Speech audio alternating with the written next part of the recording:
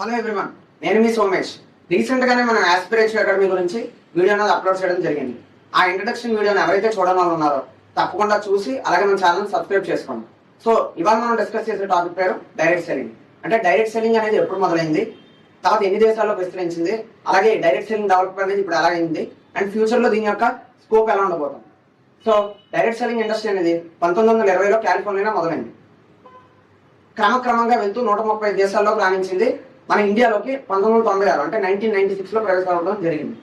అయితే ప్రవేశపెట్టిన తర్వాత ఎక్కువ ఇండస్ట్రీ ద్వారా మోసపోయిన వాళ్ళు ఎక్కువ మంది ఉండడంతో గవర్నమెంట్ దీనిపై రీసెర్చ్ చేసి గైడ్ లైన్స్ అనేది 2016 సెప్టెంబర్ 9వ తారీఖు సెప్టెంబర్ 9, 2016 నోట్ దిస్ పాయింట్, ఈ రోజు మనకి గైడ్ లైన్స్ రావడం జరిగింది.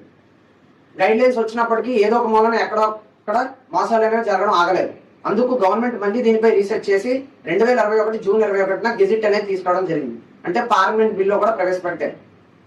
అయితే ఆస్పిరేటివ్ అకాడమీ రావడానికి మెయిన్ కారణం ఏంటంటే ఎక్కువ అవేర్నెస్ అనేది డైరెక్ట్ సెల్లింగ్ మీద ప్రస్తుతం లేదు.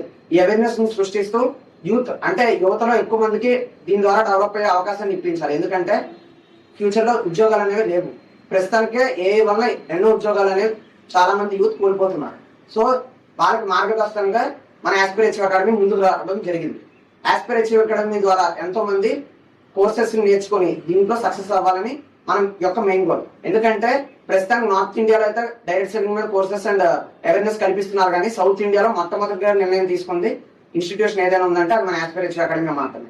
దీంట్లో ఉన్న కోర్సెస్ ని, దీంట్లో ఉన్న లీడర్స్ ని, దీంట్లో ఉన్న మెయిన్ కాన్సెప్ట్స్ ని మీరు ఉపయోగించుకుంటూ మీరు కూడా సక్సెస్ అవుతూ financial freedom, time freedom and ఇంకా ఎన్నో పొందాలని మనస్ఫూర్తిగా కోరుకుంటున్నాం. సో మాతో కలవండి, మీ విజయానికి మేము కారణమవుతాం. మీ విజయంలోనే మా విజయం ఉంది. Thank you so much.